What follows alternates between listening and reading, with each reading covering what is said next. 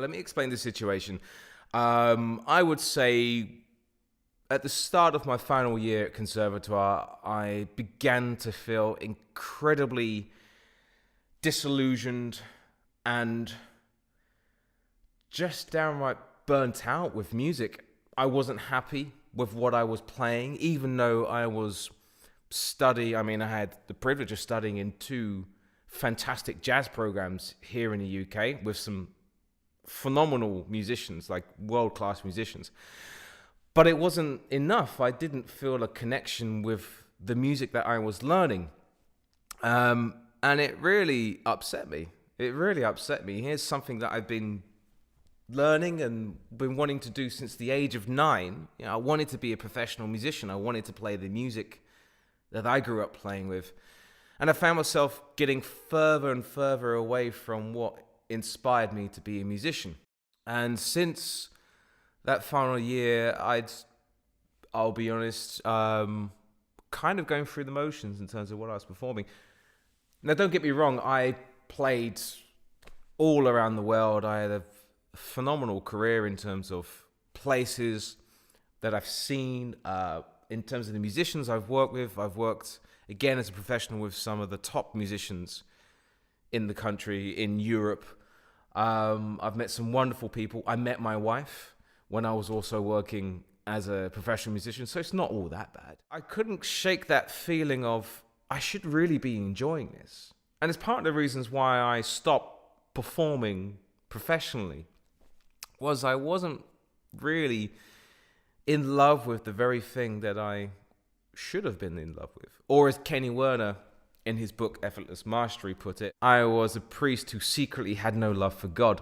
Now, don't get me wrong, I absolutely adore teaching music, and that's why I still continue to do what I do. So I decided to pick up the guitar again, partly because it's always been there. My very first guitar, if you've seen my video that I made messing around with my Telecaster, that's the very first guitar I had when I was 9 years old. My dad bought it for me. I learned to play music on that. I learned to play the blues on that. And I just started playing it again. And I came to it this time with an approach. I'm going to forget about what is correct.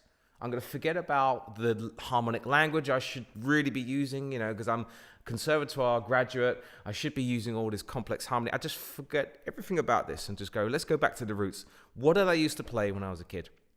And I started playing blues again. And slowly but surely, I realized, hey, you know what? I can like play this thing. I can play this guitar still. I mean, I'm still a bit rusty, of course, but I can play it. But most importantly, I'm not bound by having to learn a scale or having to learn a piece or read a chart. I can just play for pleasure. I found myself practicing again, and I haven't had that feeling of wanting to go practice. I can't remember the last time I've wanted to go and sit down and have a session. Really, I can't.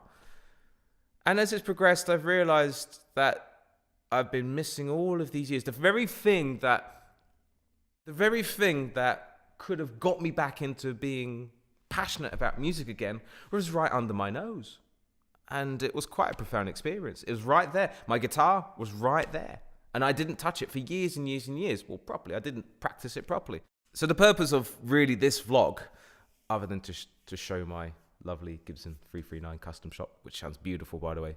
It's not me. It's the guitar. It's not me. Seriously, I play it and it just sustains forever. If any musician or any music teacher out there is struggling and isn't enjoying what they're doing for whatever reason, you're performing, you're teaching, you're composing, you're arranging. If you're not enjoying what you're doing, then the simple case is to go back to what made you want to become a musician. And for me, it was playing Sunshine of Your Love on my guitar. For me, it was trying to copy B.B. King's vibrato, or Albert King lick, or that Johnny Lee Hooker lick. So for me, it was just listening to all those blues musicians that I grew up with and understanding, not quite understanding what was going on in terms of notes, but just understanding why they were doing it and just having a connection with music.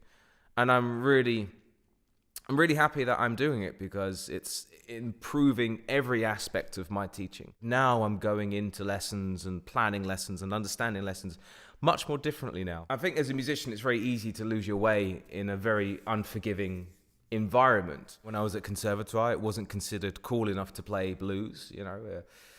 There was, dare I say, a bit of an elitist attitude, which I really used to hate, because I was always coming from a position where I just loved music and I appreciated everything for what it was. So I kind of had to hide myself a little bit in terms of my development. And I mean, I don't regret that, because I got to a level on electric bass guitar and upright bass that I'm happy with. I'm able to play jazz to a level where I'm pretty satisfied with. But my biggest problem is that I lost sight of what I wanted to do as a musician, why I wanted to be a musician.